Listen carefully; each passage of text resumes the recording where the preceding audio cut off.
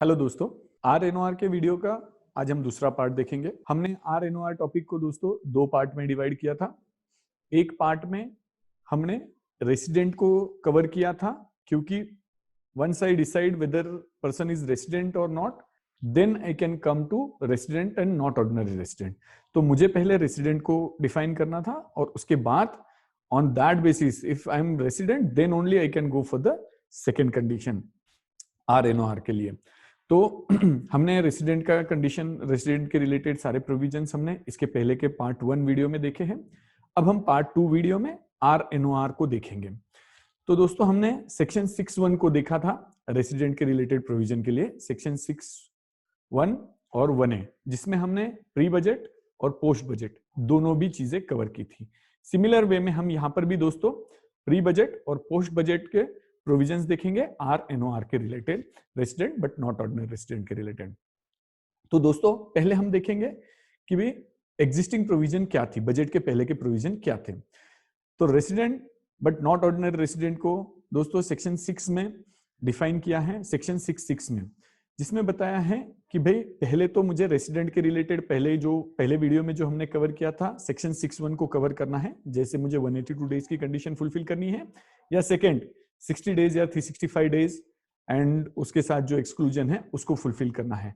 तो मैं जैसे ही वो पहली कंडीशन फुलफिल करता हूं, प्लस जो अमेंडमेंट लाया उन्होंने 15 लाख का इनकम है टोटल इनकम, और वो सिटीजन और पीओआई हैं, तो ये इस तरह के ये कंडीशन अगर फुलफिल होते हैं तो भी मैं रेसिडेंट बनता हूं, जो कि अमेंडमेंट में उन्होंने इस साल के बजट में लाया है। अब जैसे ही मैं वो कंडीशन फुलफिल करता हूं तो I come to the second layer कि whether I am resident and ordinary resident और I am resident and not ordinary resident. Resident and ordinary resident मतलब full complete 100% pure resident, and resident and not ordinary resident मतलब mix, मतलब वो पूरा 100% resident नहीं है।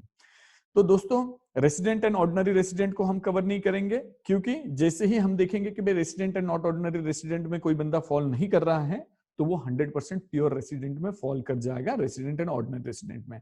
और लॉ ने भी सिर्फ resident and not ordinary resident को ही डिफाइन किया है। तो resident and not ordinary resident में दोस्तों पहला कंडीशन जो बजट के पहले का था, जो बजट के पहले का जो पहला कंडीशन है वो है कि भाई if a person is non resident है 10 आउट ऑफ 9 ईयर्स में, अगर पिछले 10 साल में अगर मैं 9 साल तक नॉन रेसिडेंट हूं, कोई भी साल हो सकता है, पिछले मुझे 10 साल कैलकुलेट करने हैं, 10 साल में इन 10 सालों में मैं इनकम टैक्स के हिसाब से माइंडेड दोस्तों कि भाई इनकम टैक्स के हिसाब से हम बोल रहे हैं, सारा नॉन रेसिडेंट का प्रोविजन भी इनकम टैक्स के हिसाब से देखना है, फेमा को यहाँ पे कंफ्यूज नहीं करेंगे हम। तो यहाँ पर मुझे इनकम टैक्स के हिसाब से मैं 10 साल में से कोई भी 9 साल हो सकता है, 5वां साल, 6ठा साल, 3रा साल, 2रा साल, कोई भी एक साल अगर मैं रेसिडेंट बन गया तो नो प्रॉब्लम, बाकी 9 साल मैं नॉन रेसिडेंट रहना चाहिए। बाकी 9 साल अगर मैं नॉन रेसिडेंट हूं और मैं इंडिया में आया हूं और मैं 182 डेज की कंडीशन फुलफिल कर रहा हूं, रेसिडेंट बन रहा हूं, पर मैं कौन सा रेसिडेंट बनूंगा? Resident but not ordinary resident, not ordinary resident. अब not ordinary resident and pure 100% resident and ordinary resident, इसके अंदर कहां पे फर्क पड़ता है ये भी हम देखने वाले हैं दोस्तों, कि भाई क्या फर्क पड़ने वाला, क्यों इतना हमको बाइफर्केशन करने की जरूरत है। तो ये एक कंडीशन हो गया दोस्तों कि भाई मैं 10 साल में से 9 साल नॉन रेसिडेंट हूं तो मैं resident and not ordinary resident बन जाऊंगा। दूसरा कंडीशन दोस्तों, दूसरा कंडीशन है मैं पिछले 7 साल में मैं 730 डेज से बिलो रहना चाहिए इंडिया में। अगर मैंने पिछले 7 साल में कैलकुलेट किया, पिछले 7 साल में अगर मैं 600 डेज हूं इंडिया में, तो अगर मैं 600 डेज हूं और इस साल में मैं 182 डेज का कंडीशन फुलफिल कर रहा हूं, 182 डेज, अभी तो मैं एक ही कंडीशन ले रहा हूं, वैसे तो हमने पिछले वीडियो में देखा कि भाई 2-3 कंडीशन में मैं रेसिडेंट बनता हूं, पर मैं सिर्फ यहाँ पर पहला कंडीशन ले रहा हूं। तो मैं 182 डेज इंडिया में हूं, पर मैं पिछले 7 साल में 730 डेज और मोर इंडिया में नहीं हूं, मतलब मैं 600 हूं, 700 हूं, 500 हूं, इतने ही दिन इंडिया में हूं, तो भी मैं नॉट ऑर्डिनरी रेसिडेंट बन जाऊंगा। दोनों में से कोई भी कंडीशन फुलफिल करता हूं, मैं 730 डेज से बिलो रहता हूं या मैं 10 में से 9 साल नॉन रेसिडेंट रहता हूं, तो दोनों में से कोई भी कंडीशन फुलफिल हो जाएगा तो मैं नॉट ऑर्डिनरी रेसिडेंट बन जाऊंगा। ये हो गया प्री बजट कंडीशन। बजट के पहले ऐसा था, इसमें कोई चेंज नहीं हुआ, सेम एज इट इज है, ऐसा कि ऐसा ही है। अब बजट में जो नए अमेंडमेंट्स आए थे, जो हमने पिछले वीडियो में भी देखे रेसिडेंट के लिए, सेम चीजें यहां पर बोरो कर ली हैं कि भाई जो दो कंडीशन दिए थे जिसको हम वापस देखेंगे, जिसको वापस देखेंगे। पहला कंडीशन हमने देखा था कि भी जो नॉन रेसिडेंट एनआरआई, मतलब जो इंडियन सिटीजन और POI, person of Indian origin है, सिटीजन एंड पीओआई दोनों हैं, दोनों में से कोई भी है, मतलब दोनों में से कोई भी है जो आउट ऑफ इंडिया रहता है, he is residing out of India but he is coming for visit purpose in India.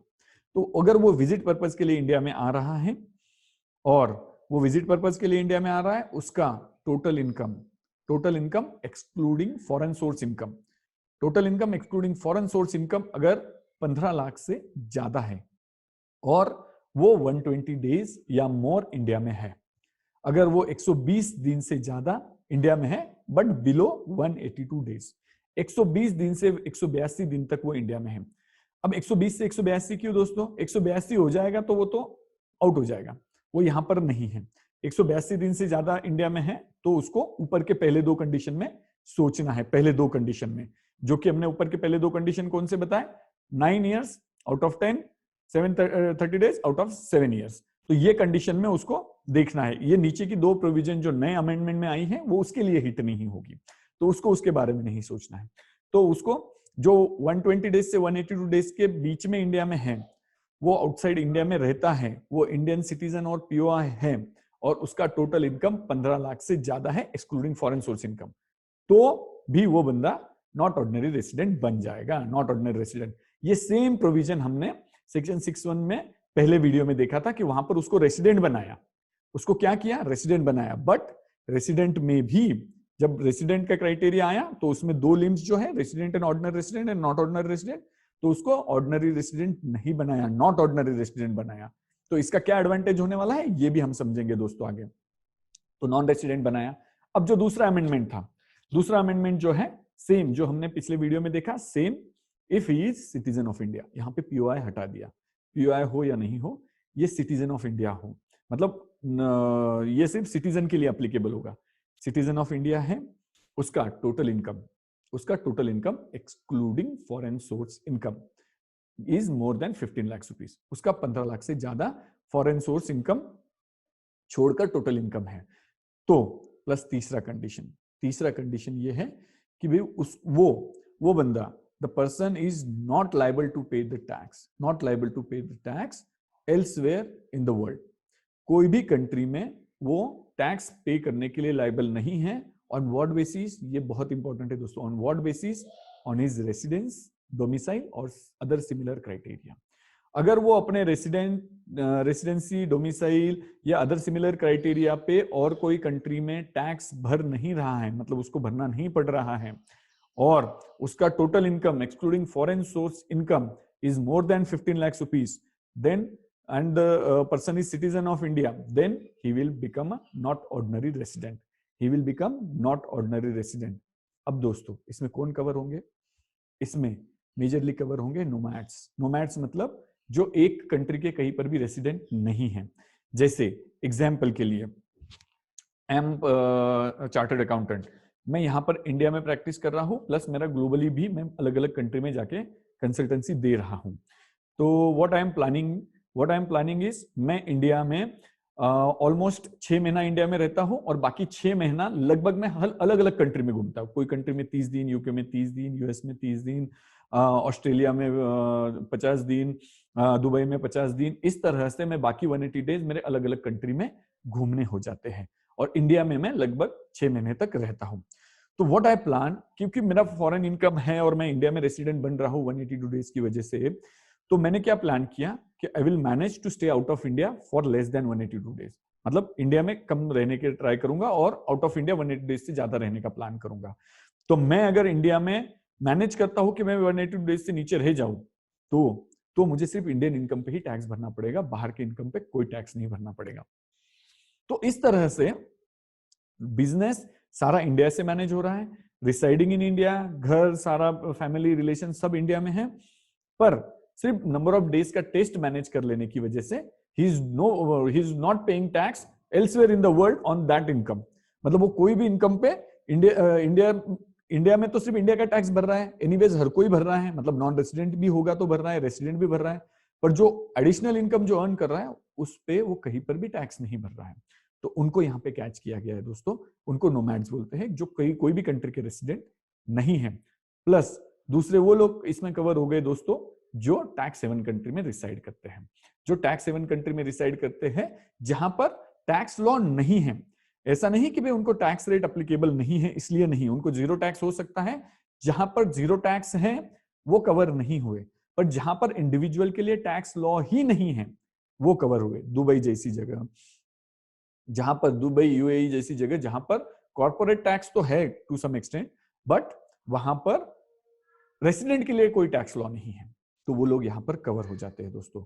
पहला जो प्रोविजन हमने नॉन एनओआर का देखा उसमें पूरा वर्ल्ड कवर हो रहा है, जहां पर भी इंडियन सिटीजन और पीओआई है वो सबके लिए एप्लीकेबल होगा जो विजिट पर्पस के लिए आ रहा है 15 लाख से ऊपर इनकम लेके। पर दूसरी जगह पर दूसरी कंडीशन में यहां पर नोमैड्स और मेजरली टैक्स हेवन कंट्री वाले कवर हो रहे हैं। अब इसमें बहुत इंपॉर्टेंट चीज है दोस्तों कि यहां पर नंबर ऑफ डेज का कोई क्राइटेरिया नहीं। Even I don't stay a single day in India, मैं एक भी दिन इंडिया में नहीं रह रहा हूं, फिर भी मेरा कोई साल ऐसा आ गया कि जहां पर मुझे पूरा के पूरा साल बाहर बिताना पड़ा हर अलग अलग कंट्री में, पर कोई भी कंट्री में मैं उसके रेसिडेंसी के कंडीशन में फुलफिल नहीं कर पाया। कहीं पर मैं 60 डेज ही था, वहां पे 90 डेज की रेसिडेंसी की कंडीशन थी, जैसे अपने पास 182 डेज है। मेजर कंट्रीज में ऐसी ही कंडीशन है 180 डेज एंड 120 डेज, और कोई कोई बहुत रेयर कंट्रीज में 90 डेज की भी कंडीशन है। तो इस तरह से दोस्तों वो सिंगल डे भी इंडिया में नहीं रहता है, तो भी अगर इंडिया में उसका इनकम 15 लाख से ज्यादा होता है, या जो बंदा टैक्स हेवन कंट्री में है जो इंडिया में आए भी नहीं रहा है पर इंडिया में उसका इनकम 50 लाख से ऊपर है, 15 लाख से, तो he will fall under resident and not ordinary resident criteria में। इसके दोस्तों एडवांटेज भी है, डिसएडवांटेज भी है। हम एडवांटेज भी देखेंगे इसके कि भाई ये होने से टैक्स हेवन कंट्री वाले लोगों को भी बेनिफिट हो गया है, उनको उसमें भी फायदा हो गया है, तो हम उसको देखेंगे दोस्तों कि क्या उनको बेनिफिट होने वाला है। तो अब दोस्तों हमने ये दो कंडीशन देख लिया कि भाई resident and not ordinary resident कैसे बन रहे हैं, ये 4 कंडीशन हो गए। अब दोस्तों हम देखेंगे कि भाई जैसे हमने एक टर्मिनोलॉजी यूज किया था total income excluding foreign source income, 15 lakh का जो इनकम कैलकुलेट करना है। दोस्तों ये भी बहुत बड़ा पैनिक कंडीशन नहीं है, ये बहुत ही स्ट्रेट कंडीशन है, और ऐसे भी जो नॉन रेसिडेंट थे, हर कोई नॉन रेसिडेंट ये कंडीशंस को लेके थोड़ा पैनिक हो गया था, बट ऐसे भी एनीवेज इंडियन इनकम पे तो हर कोई नॉन रेसिडेंट तो टैक्स भर ही रहा है, इसमें उनको कोई छूट तो है नहीं। इसमें एडिशनली ये दो कंडीशन इनकॉर्पोरेट होने से और इन दो कंडीशन को नॉट ऑर्डिनरी रेसिडेंट के क्राइटेरिया में डाल देने से अल्टीमेटली वैसा कोई इंपैक्ट हुआ नहीं, बहुत लिमिटेड इंपैक्ट हुआ है। वो क्या इंपैक्ट हुआ है वो हम अभी देखेंगे 15 लाख की कंडीशन में। 15 लाख का जो इनकम है उसमें क्या कैलकुलेट करना है दोस्तों, एक तो आपको एकदम लेमन लैंग्वेज में आपको समझना है, तो इंडियन पूरा इनकम कैलकुलेट करना है जो कि एनीवेज टैक्सेबल था। दूसरा, आरएनओआर बनने की वजह से आपको एक एडिशनल सोर्स ऑफ इनकम पे टैक्स भरना पड़ने वाला है, वो कौन सा है, any income earn outside India, मतलब आउटसाइड इंडिया में वो अर्न किया है, मैंने अर्न किया है, उसका एग्जांपल भी देखेंगे दोस्तों। मैंने आउटसाइड इंडिया में अर्न किया है, बट उसका बिजनेस और प्रोफेशन, अगर बिजनेस से अर्न किया है तो which is setup in India या कंट्रोल्ड इन इंडिया, बिजनेस और प्रोफेशन, कोई बिजनेस से किया या प्रोफेशन से किया और वो इंडिया से कंट्रोल्ड हो रहा है या इंडिया में सेटअप किया हुआ है, तो वो इनकम एडिशनली कैच कर दिया, बस दैट्स इट। तो इसमें से सिंपल में ये समझ में आ गया। जैसे एग्जांपल के लिए लूंगा तो मैं चार्टर्ड अकाउंटेंट, इंडिया में सब कुछ है, मेरा घर इंडिया में, मैं ऑफिस इंडिया में, सब कुछ इंडिया में, बस मैं कंसल्टेंसी देने बाहर जा रहा हूं। मैंने यूके में कंसल्टेंसी दी, 5 लाख रुपए की कंसल्टेंसी दी, तो यूके में मैंने इनकम अर्न किया, that is sourced in UK में ही अर्न किया, मैं यूके में ही जाके कंसल्टेंसी दिया और वहां पे ही सोर्स हुआ है। वो पहले यहां पर टैक्स नहीं होता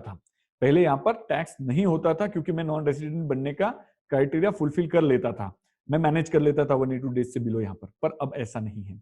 अगर वो इनकम वहां पे अर्न हुआ और मेरा ऑफिस यहाँ से मैनेज हो रहा है, मैं यहाँ पे बैठता हूँ, मैं यहाँ से ही सारा बिजनेस मैनेज कर रहा हूँ, तो वो इनकम यहाँ पर टैक्स हो जाएगा।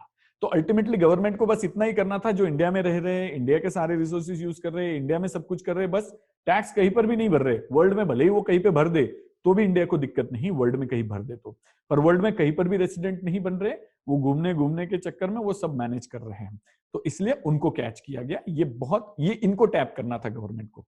प्लस अब जैसे हमने देखा दूसरा जो इसमें कवर हो गए दूसरे लोग टैक्स हेवन कंट्री वाले हैं, उनको वैसे भी देखेंगे तो कोई फर्क नहीं पड़ा है, क्योंकि उनका कोई बिजनेस अगर वो परमानेंटली वहां पर ही है, परमानेंटली अगर वहां पर ही है तो उनका कोई बिजनेस यहाँ पे कंट्रोल हो ही नहीं रहा है यहाँ से, और यहाँ से सेटअप भी नहीं किया हुआ है कोई प्रोफेशन यहाँ से सेटअप नहीं किया, बिजनेस कोई कंट्रोल यहाँ से हो नहीं रहा है, तो उनको कोई फर्क नहीं पड़ा दोस्तों, उनको कोई फर्क नहीं पड़ा, उनको सेम जैसे पहले था वैसे ही है। और एनीवेज 15 लाख के नीचे इनकम है तो उनको ये कंडीशन तो वैसे भी हिट नहीं हो रहे, तो जिनका 15 लाख के ऊपर इनकम है, क्योंकि कंडीशन में 15 लाख का क्राइटेरिया दिया है, तो वो अगर 15 लाख के ऊपर नहीं जा रहा है तो वैसे भी वो एक्सक्लूड हो गए। तो ये हो गया क्लियर दोस्तों कि भाई टोटल इनकम 15 लाख का जो है उसमें सिर्फ एक पॉइंट ऐड किया, जो इंडिया से कंट्रोल्ड एंड सेटअप बिजनेस और प्रोफेशन है उसी का इनकम यहाँ पर ऐड होने वाला है 15 लाख के कैलकुलेशन में। उसके बाद अगर 15 लाख के बिलो है मेरा इनकम तो वैसे भी फिर भी मेरे को हिट नहीं होता है वो कंडीशन, क्योंकि I am below 15 lakh rupees. तो 15 लाख का कंडीशन देके उन्होंने बहुत बड़ा रिलीफ दे दिया है। दूसरा दोस्तों, ये resident and not ordinary resident में फर्क क्या पड़ रहा है मुझे, तो resident and not ordinary resident होने से अब क्या है दोस्तों कि भाई रेसिडेंट बनने से मैं यहां पर अब रेसिडेंट बन गया, भले ही नॉट ऑर्डिनरी रेसिडेंट हूं, तो जो नॉन रेसिडेंट थे पहले, एनआरआई जो थे पहले, उनको ट्रीटी के अंडर टैक्स ट्रीटी जो रहती है हर एक कंट्री की, DTAA जिसको बोलते हैं, टैक्स ट्रीटी के अंदर यहां पर इंडिया में कोई कंसेशनल टैक्स रेट मिल जाते थे, जैसे डिविडेंड है, इंटरेस्ट है। यहां पर अगर मैं रेगुलर रेसिडेंट हूं मैं और मैं इंटरेस्ट अर्न करता हूं तो मुझे 30% भरना पड़ता है, because I am in higher bracket, tax bracket. पर अगर वो नॉन रेसिडेंट एनआरआई है दूसरे कोई कंट्री के और उसके साथ ट्रीटी है, और ट्रीटी में जो रेट दिया है अगर वो उसको बेनिफिशियल है, और मेजोरिटी ट्रीटी में 10% ही है दोस्तों, कहीं कहीं पर 15% है, तो उनको 20% का बेनिफिट हो जाता था कि भाई उनको इंटरेस्ट और डिविडेंड जो है वो 10% से ही, और रॉयल्टी भी एक कंसेशनल रेट से लगता था, तो ये उनको कंसेशनल रेट का बेनिफिट मिलता था, वो यहाँ पर मिस हो गया दोस्तों, क्योंकि वो अब इंडिया में रेसिडेंट बन गए हैं। उसमें भी हमको अलग पॉइंट है, वो भी मैं बता दूंगा आपको। तो ये एक थोड़ा सा डिसएडवांटेज हो गया, पर उसमें से भी निकलने का वे आउट है।